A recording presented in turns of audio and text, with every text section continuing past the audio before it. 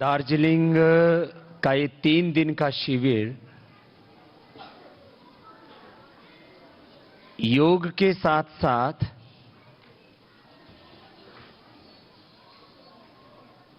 दार्जिलिंग क्षेत्र में एक नई सोच, नई क्रांति, स्वास्थ्य और समृद्धि की नई धारा यहां पर प्रवाहित हो, इसके लिए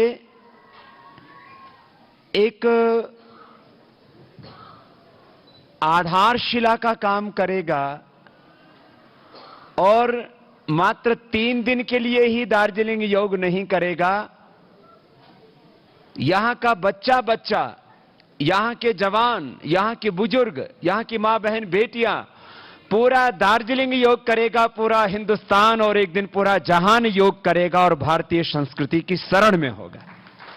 अभी तक दार्जिलिंग की पहचान यहां की चाय की पत्ती के कारण से सुबह सुबह बहुत से लोग उठते हैं, सोचते हैं कि 2-4 पत्तियां इसमें दार्जिलिंग की होंगी। कुछ लोग सुबह उठ करके दार्जिलिंग को चाय की पत्ती के साथ याद करते हैं, कुछ लोग दार्जिलिंग को यहां की खूबसूरती के लिए याद करते हैं।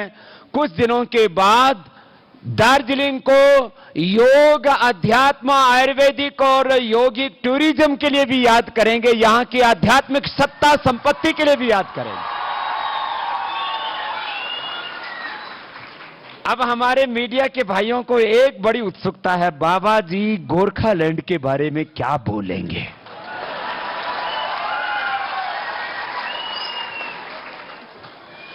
अच्छा, मैं आपसे पूछता हूं, बात आती है जब किसी राज्य के गठन की, तो वहां पर बात की जाती है कि भाई भाषाओं के आधार पर नए राज्य की गठन की बात करना न्यायपूर्ण नहीं है। एक तर्क दिया जाता है कि भाषा के आधार पर किसी नए राज्य की गठन की बात करना यह न्यायपूर्ण नहीं है। क्षेत्र के आधार पर किसी नए राज्य के का गठन का प्रस्ताव रखना यह न्यायपूर्ण नहीं है। और किसी क्षेत्र के लोगों ने कोई विशेष योगदान किया हो तो उनको राज्य के रूप में कोई पुरस्कार देना यह न्यायपूर्ण नहीं है। मैं 3 बातों का उत्तर देता हूं। मैं आपसे पूछता हूं, पूरा हिंदुस्तान का नक्शा अपने दिमाग में बैठा लीजिए। जम्मू कश्मीर से लेकर के, हिमाचल से लेकर के, उत्तराखंड से लेकर के और इधर पूर्वोत्तर के 7 राज्यों से लेकर के, असम से लेकर के, पश्चिम बंगाल से लेकर के, उड़ीसा से लेकर के, समुद्र के किनारे किनारे नीचे तक चले जाइए, और आंध्र प्रदेश, कर्नाटक और बाद में तमिलनाडु, केरल और उधर छोटा सा एक राज्य गोवा और फिर महाराष्ट्र और फिर गुजरात और फिर मध्य प्रदेश और फिर बीच में दिल्ली के चारों तरफ आ जाइए और वहां पर पंजाब, हरियाणा सबको देखिए। मैं आपसे पूछता हूं, गुजरात में लोग क्या गुजराती बोलते हैं, इसके आधार पर उस राज्य का पृथक अस्तित्व है या नहीं? जब गुजराती बोलने वालों के लिए गुजरात बनाया जा सकता है तो यह न्यायपूर्ण है या नहीं? जब मराठी बोलने वालों के लिए महाराष्ट्र बनाया जा सकता है तो यह न्यायपूर्ण है कि नहीं? जब तमिल बोलने वालों के लिए तमिलनाडु बनाया जा सकता है तो यह न्यायपूर्ण है या नहीं? जब तेलुगु बोलने वालों के लिए तेलंगाना बनाया जा सकता है तो यह न्यायपूर्ण है या नहीं? जब असमिया बोलने वालों के लिए असम बनाया जा सकता है तो यह न्यायपूर्ण है कि नहीं? जब ओडिया बोलने वालों के लिए उड़ीसा बनाया जा सकता है तो यह न्यायपूर्ण है या नहीं? जब बांग्ला बोलने वालों के लिए पश्चिम बंगाल बनाया जा सकता है तो यह न्यायपूर्ण है कि नहीं? तो यहां पर गोरखा वालों के लिए गोरखालैंड की बात करने वालों को यह कहां से अन्यायपूर्ण हो जाता है? और यहां के सब लोग नेपाली बोलते हैं कि नहीं? मुझे भी नेपाली समझ में तो आती है, बोलने में थोड़ी दिक्कत होती है। और मुझे नेपाली भाषा के लिए उतना ही गौरव है जितना हिंदी भाषा के लिए गौरव है।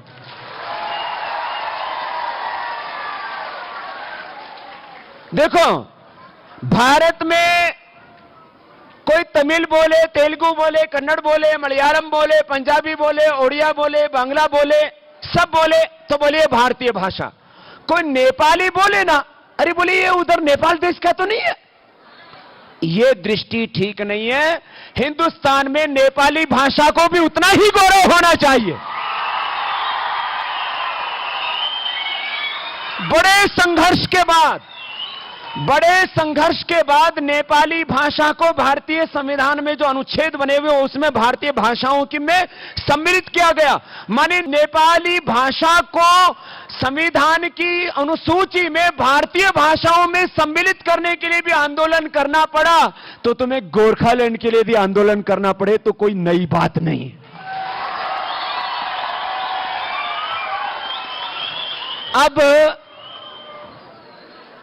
अब बोलते गोरखालैंड होने से क्या हो जाएगा। यहां पर छोटे बच्चे भी हैं और यहां पर बड़े भी हैं। हमारे खून में एक जज्बा होना चाहिए और वो जज्बा यह होना चाहिए, सबसे पहले मैं ईश्वर की संतान हूं। सबसे पहले मैं क्या हूं बोलो? ईश्वर का संतान, ईश्वर की संतान। हम सबसे पहले किसकी संतान है? ईश्वर की। दूसरी बात, इस ईश्वर की संतान के रूप में जिन्होंने इस आर्यावर्त देश में जन्म लिया वो सब ऋषि पुत्र है कि राक्षस पुत्र? तो हम ऋषि पुत्र हैं, ऋषियों की संतान है, ये दूसरी बात है। लेकिन अब तीसरी बात यह है कि हमारी 1,96,08,93,116 वर्ष पुरानी, करीब 200 करोड़ वर्ष पुरानी संस्कृति में समय समय पर कुछ ऐसे अपने पूर्वज हुए, उनकी एक परंपरा चली आई है। ये कोई गोरखा कोई जाति पाति नहीं है, ब्राह्मण क्षत्रिय वैश्य शूद्र दलित वाल्मीकि आदिवासी वनवासी, ऐसे कोई जाति नहीं है।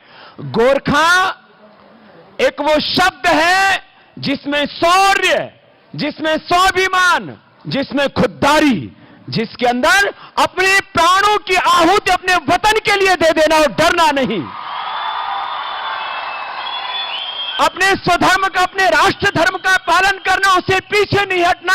और हिंदुस्तान में ही नहीं, हिंदुस्तान से लेकर के और मैंने यूनाइटेड किंगडम तक, यूरोप तक देखा है, इंग्लैंड तक देखा है कि गोरखा नाम बोलते ही लोगों के मन में एक भरोसा जगता है, यह आदमी गद्दार नहीं हो सकता है, यह आदमी धोखा नहीं कर सकता, इस आदमी को जहां खड़ा कर देंगे उसके लिए लड़ेगा और जीतेगा। ये दो बातें उसके सामने आती हैं। अब गोरखा लोगों को मैंने देखा, लोग बोलते हैं गोरखालैंड होने से क्या हो जाएगा। अब इनसे पूछो गोवा होने से क्या हो गया। गोवा की आबादी कितनी है पता है आप लोगों को? इतनी है जितनी आप लोग 15-16 लाख। जब 15-16 लाख का गोवा एक छोटी सी आबादी होते हुए, और गोवा को तो आजाद होने में भी वक्त लग गया था, एक छोटी सी आबादी वाला गोवा जब विश्व के मानचित्र में अपनी जगह बना सकता है तो गोरखालैंड भी पूरी दुनिया के मानचित्र में अपनी जगह बना सकता है।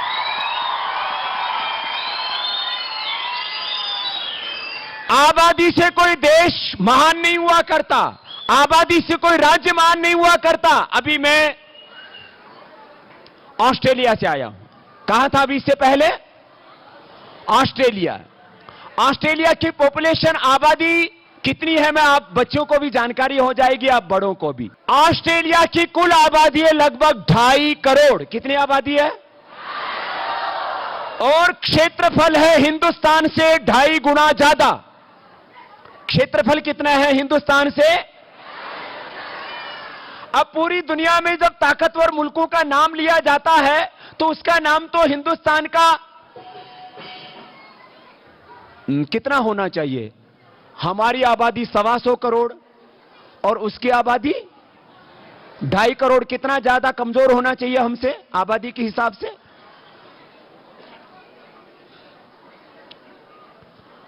50, 60, करीब 60 गुना पीछे होना चाहिए, उसकी आबादी नहीं।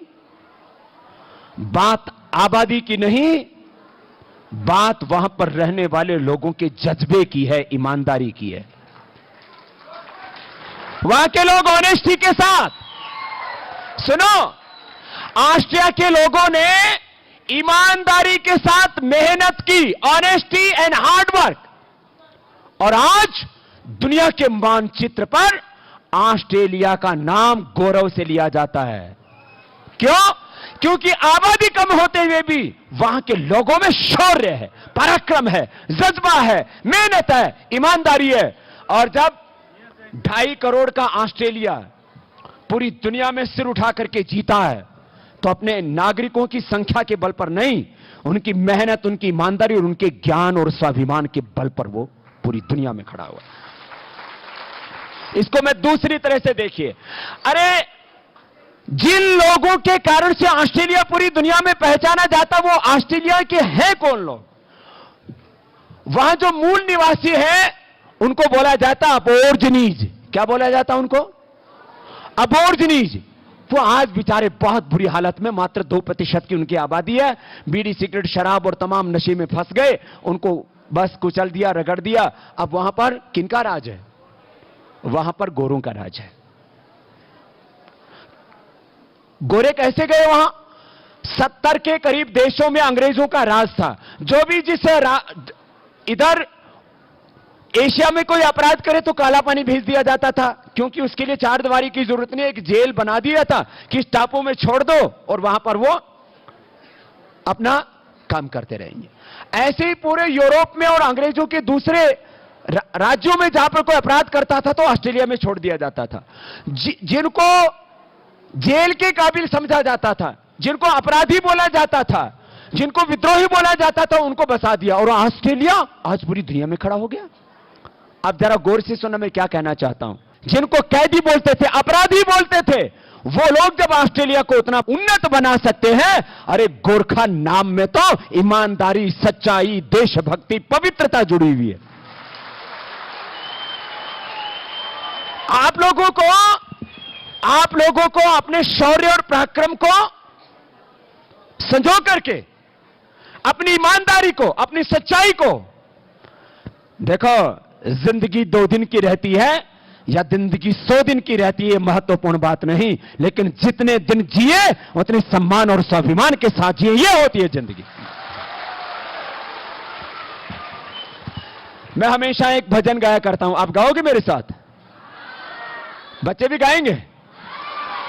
जमी सलाम करे, सबको बोलना पड़ेगा। जमी सलाम करे, आसमां सलाम करे, जमी सलाम करे, करो वो काम की सारा जहां सलाम करे, करो वो काम की सारा जहां। आसमान में बैठे वो को भी गाना पड़ेगा और जमीन वालों की आवाज भी आसमान तक पहुंचाना पड़ेगा। जमी सलाम करे, करो वो काम की सारा जहां सलाम करे, करो वो काम की, जमी सलाम करे, करो वो काम की सारा जहां सलाम करे, करो वो, मिटा दो जुल्म की आंधी कि तुम फौलाद बनो, मिटा दो, मिटा दो जुल्म की आंधी कि तुम फौलाद बनो, मिटा दो जुल्म की आंधी कि तुम, मिटा दो जुल्म की आंधी कि तुम फौलाद बनो, मिटा दो जुल्म की आंधी कि तुम फौलाद बनो, खाक में मिलकर भी कौम की औलाद बनो, खाक में कौम की औलाद बनो। तुम्हारे हर तुम्हारे कारवां को हर जवां सलाम करे, तुम्हारे कारवां को, तुम्हारे कारवां को हर जवां सलाम करे, तुम्हारे कारवां को, करो वो काम की सारा जहां सलाम करे, करो वो काम की सारा जहां। जमी सलाम करे, आसमां सलाम करे, जमी सलाम करे, करो वो काम की सारा जहां सलाम करे, करो वो काम की सारा जहां सलाम करे। बोले भारत माता की, भारत माता की वंदे। देखो ऐसा काम करना चाहिए जब तक ये हिंदुस्तान रहेगा, और अब इसमें गोरखालैंड तो बनेगा ही बनेगा। तो हमारे विमल गुरुंग जी और आप सब जो भाई बहन इसके लिए पुरुषार्थ कर रहे हैं, उनका नाम भी इतिहास में अमर रहेगा।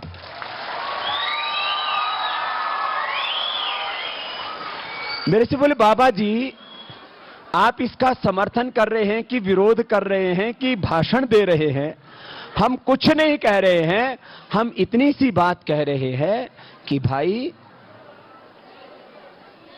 एक कि गोरखा लोगों को उनकी देशभक्ति सुनो, और ये बच्चों के दिल में, और जो जवान है उनके भी मन में, और बड़ों के भी मन में बात होनी चाहिए। मैंने कहा मैं पहले भगवान की संतान हूं, ऋषियों की संतान हूं, भारत माता की संतान हूं, लेकिन परंपरा से मुझे गोरखा के रूप में पहचान मिली है, तो गोरखा कहने में भी मुझे बहुत गौरव और स्वाभिमान की अनुभूति होती है।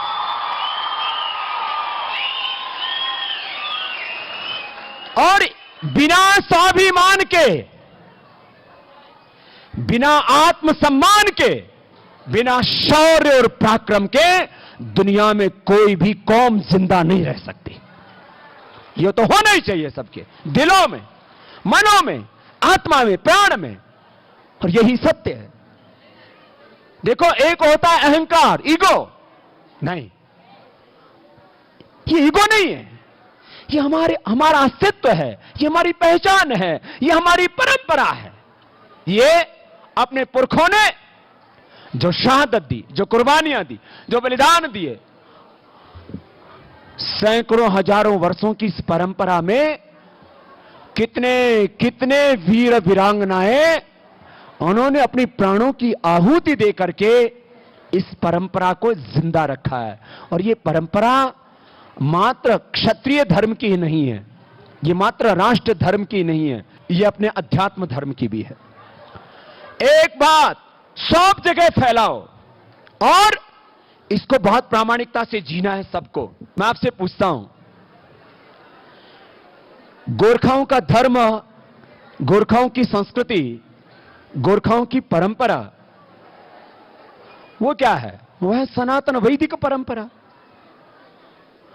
और वो चाहे कहीं पर भी है, अपनी परंपरा तुम अपने खून में होती है, अपने जीन्स में होती है, अपनी पीढ़ियों में होती है। तो ये बात अब मैं आपसे अगली पूछता हूं, क्या किसी गोरखा को धर्म परिवर्तन करने की जरूरत है? क्या गोरखाओं का धर्म कोई कमजोर है? हमारा धर्म है ऋषि धर्म। हमारा धर्म क्या है? तो हमारे ऋषि किसी से नीचे थे क्या? अच्छा चलो, मैं अब इसको थोड़ी चर्चा कर देता हूं। तमाम जगह धर्म परिवर्तन के अड्डे खुल रहे हैं आजकल। भैया, हम भी पूरे देश नहीं, पूरी दुनिया में करोड़ों लोगों को योग सिखाते हैं। 20 करोड़ लोगों को मैंने योग सिखाया है, लेकिन एक का भी धर्म परिवर्तन नहीं किया। करोड़ों लोगों को आरोग्य दिया है, उनकी बीमारियां ठीक की हैं, लेकिन एक का भी धर्म परिवर्तन नहीं किया। अभी हजारों लाखों लोगों को शिक्षा, एजुकेशन देते हैं, लेकिन किसी का भी धर्म परिवर्तन। हम उन लोगों को जो सेवा कर रहे हैं, सेवा करो भाई, स्कूल चलाओ, हॉस्पिटल चलाओ, लेकिन स्कूल और हॉस्पिटलों के बहाने धर्म परिवर्तन के रास्ते पर किसी को मत लेकर के जाओ। अरे हम नहीं करते इस काम को। और अगली बात जरा गौर से सुनो, अगली बात गौर से ये सुनो। मैं आपसे एक बात पूछता हूं, हमारे भगवान राम जी में कोई कमी है? भगवान कृष्ण जी में कोई कमी है? भगवान शिव में कोई कमी है? हमारे ऋषि मुनि गौतम, कणाद, जैमिनी, पाणिनि, पतंजलि, महर्षि दयानंद, श्री अरविंद आदि ऋषियों में कोई कमी है? अब कुछ लोग यही काम करते हैं, हमारे ऋषियों में कमी ढूंढते हैं, हमारे महापुरुषों में कमी ढूंढते हैं। मैं दर्शन पढ़ाऊं, वेद पढ़ाऊं, तर्क वितर्क इतना करता हूं कि सच को झूठ और झूठ को सच साबित कर सकता हूं बात करके, लेकिन मैं करूंगा नहीं। झूठ किसी के बारे में निंदा करनी हो तो कुछ भी किया जा सकता है। हमने शास्त्रार्थ किए, हमें सिखाया जाता है कि अपनी बात को कैसे रखना है। हम हजार लांछन लगा सकते हैं किसी भी मजहब के महापुरुष के ऊपर, लेकिन हमने कभी यीशु मसीह पर लांछन नहीं लगाए, हमने कभी मोहम्मद पर लांछन नहीं लगाए। तो हमारे भगवान राम, कृष्ण, शिव और अपने ऋषियों पर लांछन लगाने का कोई कुकृत्य यहां पर नहीं होना चाहिए। लोग यही करते हैं धर्म परिवर्तन करते समय, हमारे महापुरुषों पर लांछन लगाते हैं। अब बात रही भगवान की, महापुरुषों का जीवन तो सारे धरती के कल्याण के लिए था। महापुरुष किसी एक जाति और मजहब के नहीं होते, इसलिए मैंने सुबह एक भजन गाया था, मंदिर बांटी मस्जिद बांटे, बांट दिया इंसान को। हाँ, क्या कर रहे हो तुम भाई? धरती बांटी सागर बांटे, मत बांटो इंसान को। ये मैंने गाया था और मैं उसको जीता हूं, जो गाता हूं, जो कहता हूं। अगली बात आपसे कह रहा हूं, हमारे महापुरुषों में कोई कमी है? हमारे पूर्वज ऋषियों में कोई कमी है? हमारे खून में कोई कमी है? हमारे डीएनए में कोई गड़बड़ है? तो फिर अपने डीएनए पर, अपने खून पर, अपने पूर्वजों पर, अपने ऋषि मुनियों पर, अपने पूर्वजों के ऊपर हमें बहुत ऊंचा गौरव होना चाहिए। अच्छा बताओ, ये धरती भगवान ने बनाई कि तुमने बनाई? ये सूरज और ये चांद, ये सारा ब्रह्मांड तुमने बनाए कि भगवान ने? और बिना बनाए कोई चीज बन जाती है क्या? ये टोपी बिना बनाए आसमान से मेरे सिर के ऊपर आ पड़ी है, किसी ने बनाई? जब ये टोपी भी किसी को बनानी पड़ती है, सुई भी किसी को बनानी पड़ती है, सुई से लेके हवाई जहाज तक किसी को बनाना पड़ता है, तो इतनी बड़ी ये धरती, इतना बड़ा ये आसमान और इतना बड़ा ये ब्रह्मांड बिना बनाए नहीं बना। इसका बनाने वाला है, वही है भगवान। यस्य भूमि प्रमांतरिक्षम उतोदरम दिवम यशक्रे मूर्धनम तस्मै ज्येष्ठाय ब्रह्मणे नमः। वह है भगवान, जो सारा ब्रह्मांड उसका शरीर है। मैंने बोला था ना, द्युलोक भगवान का सिर है। द्युलोक भगवान का क्या है? यह अंतरिक्ष लोक भगवान का उदर है। अंतरिक्ष लोक भगवान का क्या है? उदर, पेट। और ये पृथ्वी लोक क्या है? भगवान का पैर। इतना बड़ा भगवान है हमारा। तो ये ईसाइयों का अलग है क्या? मुसलमानों का अलग है क्या? हमारा अलग है क्या? तो भगवान सबका एक ही है ना। कैसा हो भगवान? सारे सूरज चांद सितारे भी तुझ में हैं, सारे सूरज चांद सब बच्चे भी बोलेंगे, बड़े भी, ऐसा ही है हमारा भगवान। सारे सूरज चांद सितारे भी तुझ में हैं, सारे सूरज, सभी समंदर सभी किनारे भी तुझ में हैं, सभी समंदर सभी किनारे भी तुझ में। सृष्टि के अंदर बाहर तू,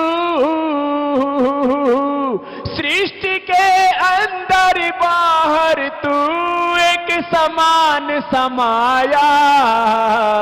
कौन कहे तेरी महिमा, कौन कहे तेरी माया, कौन कहे तेरी महिमा, कौन कहे तेरी माया। किसी ने है परमेश्वर तेरा, किसी ने है परमेश्वर तेरा, अंत कहीं ना पाया। कौन कहे तेरी महिमा, कौन कहे तेरी माया, कौन कहे तेरी महिमा, कौन कहे तेरी माया। बोलिए सच्चिदानंद भगवान की। तो बोले भगवान सबका एक है कि नहीं?